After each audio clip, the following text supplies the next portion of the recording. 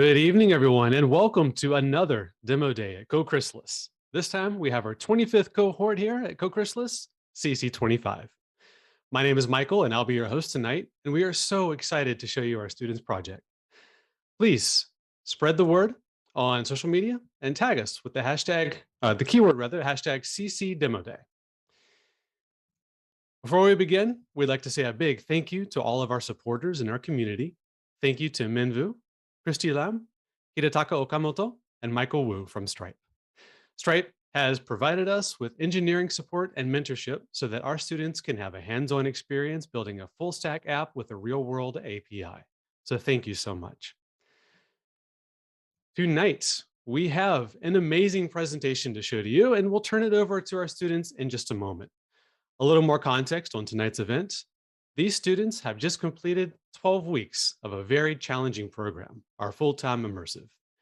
Students have covered everything from the basics of data structures and computational complexity into more complicated topics such as configuring ORMs, defining and weighing requirements of a new project, and deploying a modern, robust, and scalable application. Students really throw themselves into the deep end of software engineering, and they've been at it every day for 12 weeks. So, the projects that you'll be seeing tonight showcase everything they've learned in these past 12 weeks. So, without further ado, let me invite to the stage Team awaReHouse. As they get set up, let me tell you a little bit about their app. awaReHouse is a service connecting private storage providers to storage seekers in Japan, specifically designed for seasonal items. Team awaReHouse, are you ready to go? Yes, Michael, we are. All right, take it away.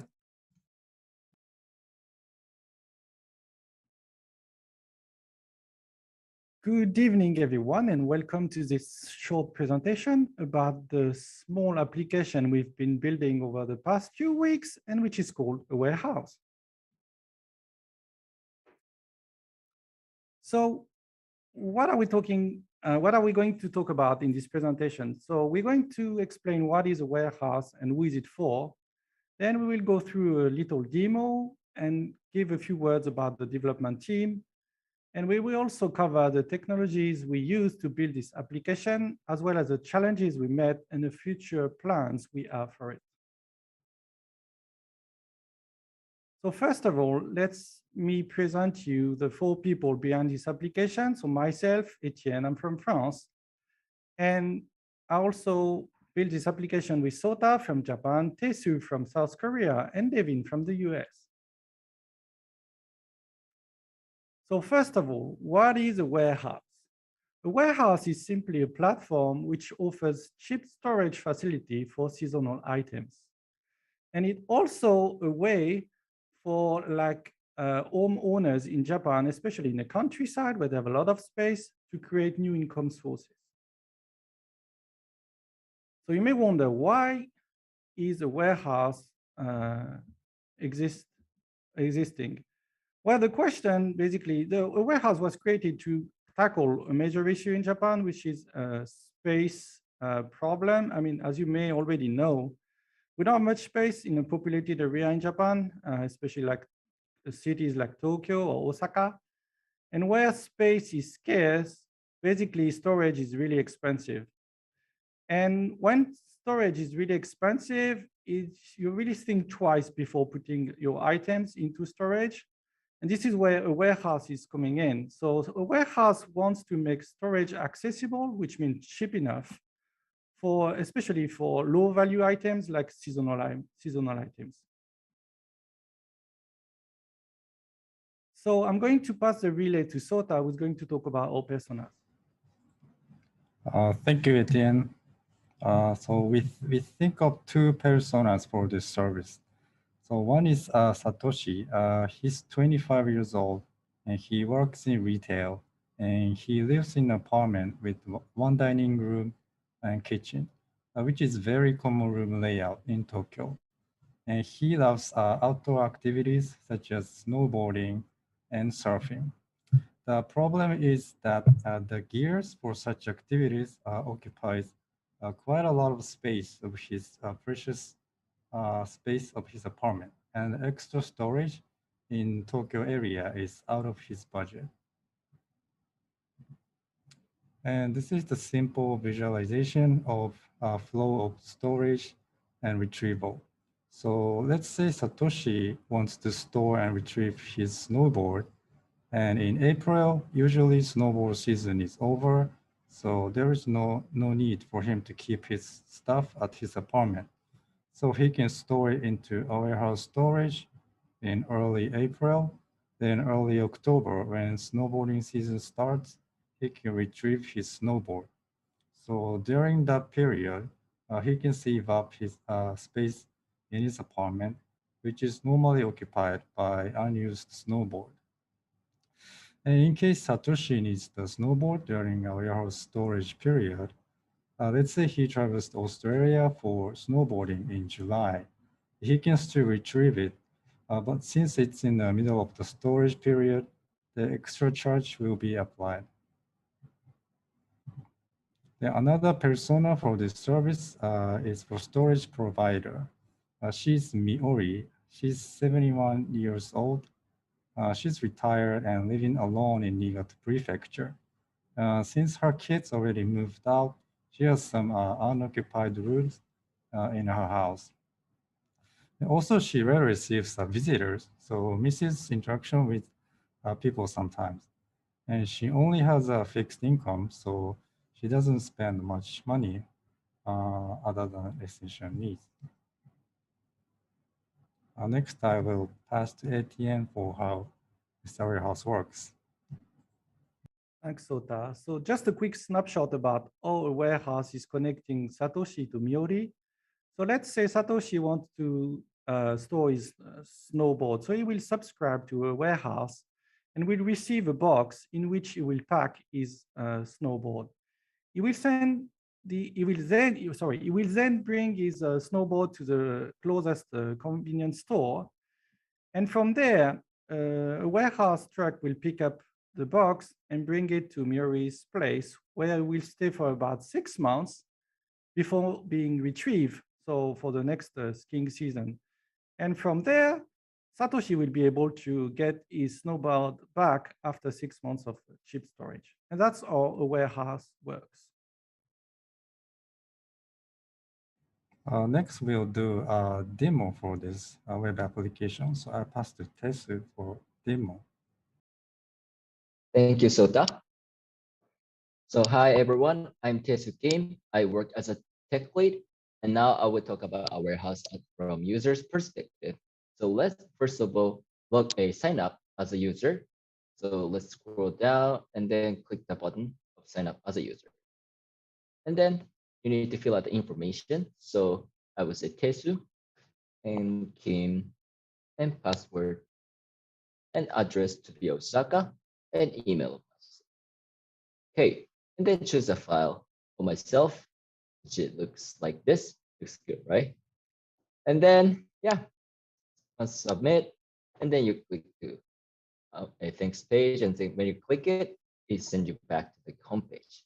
So let's log in as a user. So fill out the information, and when you log in, then let's get started. So once you click start button, you can see the basic plan and also the premium plan. But for presentation's sake, I would love to log in as a user we prepared in advance. So let's log in as a Satoshi. So we put the information of Satoshi, and then let's log in.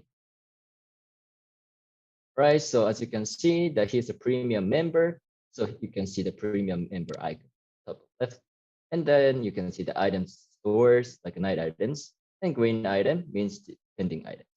So now I would love to store the snowboard, but I am not sure what kind of types of bugs suits for snowboard. So let's ask Sota, the administrator. So use the chatting icon, click the chatting icon, and then type the question I would love to ask. So let's say, how big is the size of the box type D? Then response was, please find the size of the box by hovering over the type of the box you like. Okay, it looks like ideal for snowboard. So I would choose that, but let's ask random question next time. What is the color of the box? It's a brown color box and has a warehouse logo printed. Awesome. Thanks, Sota, for talking to me. So now let's start to store the item snowboard. So type the snowboard, and just in case, check the heavy and fragile, and let's order. And then once you order, you can see right side the snowboard is pending items. And then because you stored, the items get count like decrease, and then you cannot store anymore. But I would love to store extra storage, so I will use extra storage to store extra item. So click type D, and then type keyboards this time. Keyboards, yeah, I'm not really good at typing, so it's keyboards, and then click heavy and fragile, and click checkout. And then I'll show you like for extra items. Yes, I'm sure. Once you click it, it sends you the payment page, and then fill out the information you need. So fill out the information, then the date, and name on card to be Satoshi. Satoshi. Right. And then now it's ready, so let's pay. Once you pay, it sends you the successful page. Awesome. So let's click to the button and go back. Right. That's it for users' perspective. So now I pass it over to Etienne, who's going to talk about the providers page.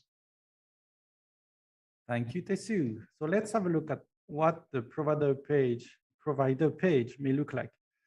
So if we come back to Miori-chan, so when she's logging in, this is what she can see. So on the left-hand side, she can see how much she's going to get this month for the storing box.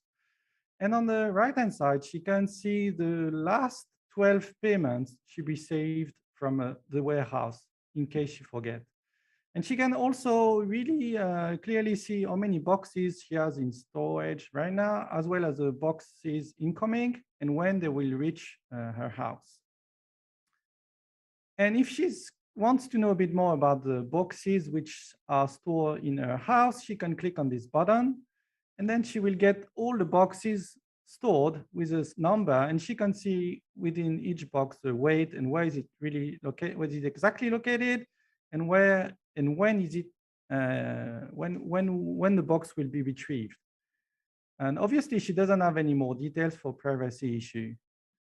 And because she can get quite a lot of money, she may be interested in increasing the amount of storage capacity she's offering. So in that case, she only has to fill in this form and send it to the warehouse staff, and she will be able to make even a little more money each month. And in case she's interested in ending this collaboration, she can click on this button to stop being a provider. But right now, she obviously doesn't want to do that, and she will want to continue to be a provider. And that's it for the provider page.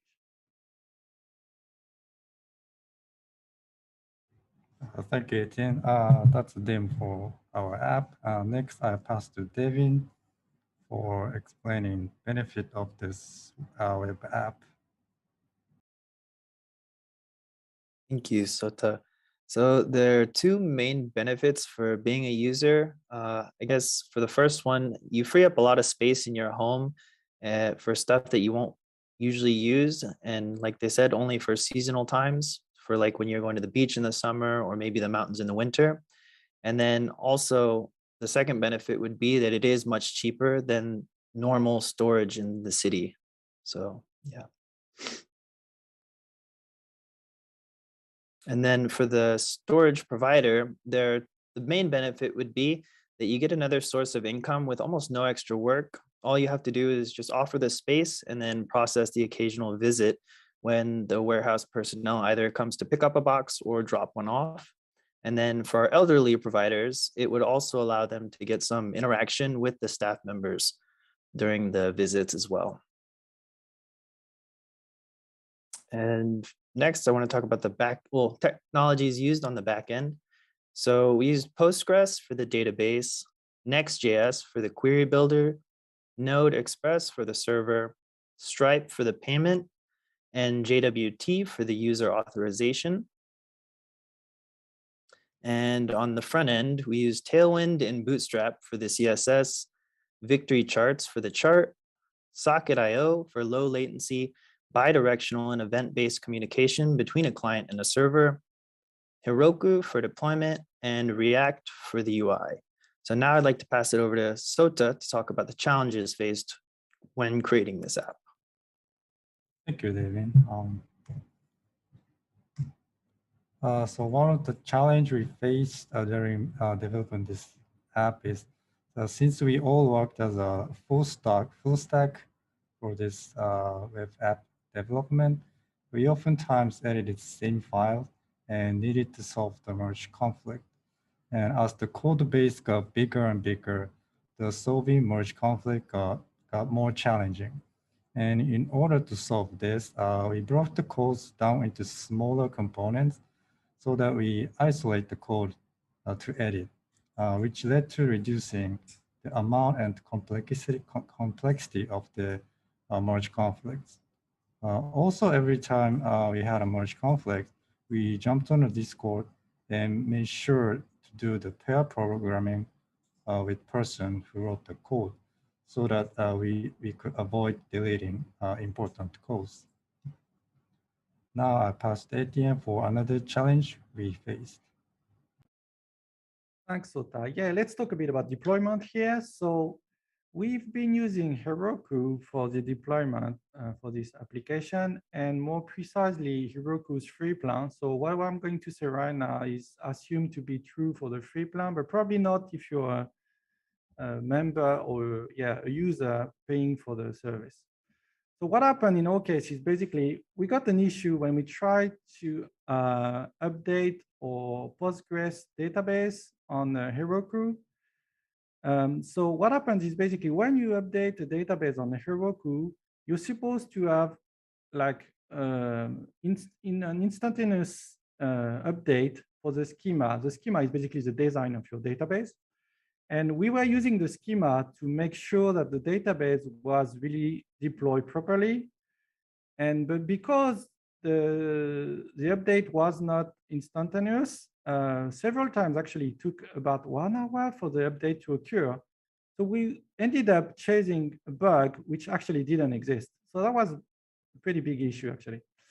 And the second one I would like to mention, which is also related to database, is the fact that when you use Heroku, each time you create a database and you connect it to your application, so Heroku internally create a URL for this database, a dedicated URL, which Heroku delete each time you delete the database, right?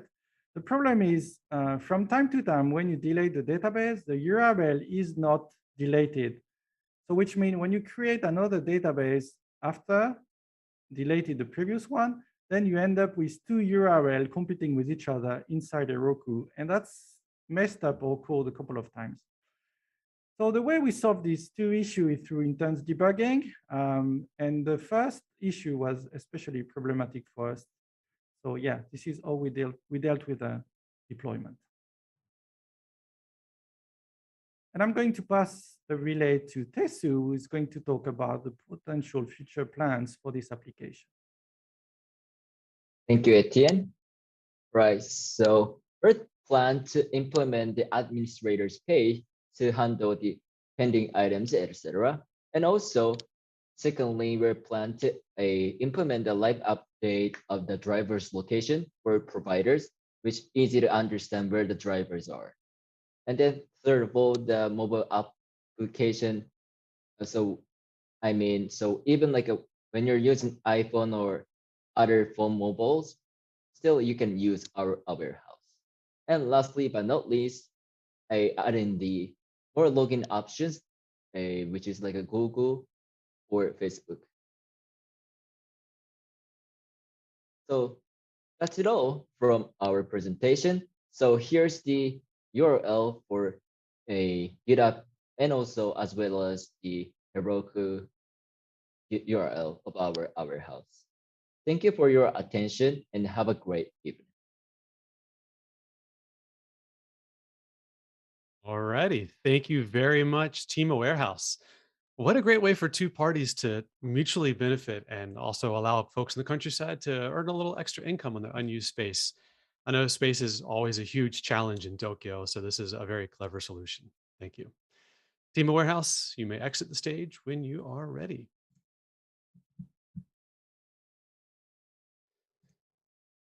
All righty. Well, thank you to our students this evening for their incredible effort, and a shout out to our community, not just to the people I named earlier, but also to all of you watching. Thank you for your energy. To CC25, your journey's not over. Tomorrow is graduation, but from today, Monday rather, you're going to begin the job hunt, and you will not be alone. The staff and our wonderful career support team will be here to support you and continue to support you in this amazing transition. Our goal with this course is to get students to the point where they are autonomous and confident enough to take on any technical challenge or non-technical challenge. And to anyone watching this who is intrigued and interested in maybe taking one of our courses, we would like you and would like to find out more about this kind of tech, what kind of tech students end up learning by the end. I hope this was informative for you. If you want to become a software engineer yourself, join our next immersive course. Starts in July. Please remember that our final application deadline is in May, so apply now. And for those of you who want to pursue careers in software engineering, but for various reasons can't join the full-time immersive, it's a huge time commitment, I know. Well, no worries, we've got you. You can become a software engineer while working full-time by taking our own immersive course part-time starting in January.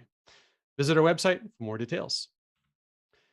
And feeling that you're not quite ready for one of our immersive programs yet, trying to study coding yourself, but it's not really working out for you, or maybe you're just curious, what is this coding thing all about? We have the solution, our 5-week Intro to Programming Foundations course. We also have a new special announcement for English teachers working in Japan. We have prepared a special deferred payment plan just for you. Available for JETs, ALTs, English teachers in kindergartens and schools, and those working at Eikaiwa schools. Please follow our social media and learn more. We are all honored to be part of these engineers' journeys. Thank you, CC25, and thank you everyone for joining us. I am excited to witness what these wonderful engineers will do out there in the industry. Take care, and we will see you at the next event. Bye-bye.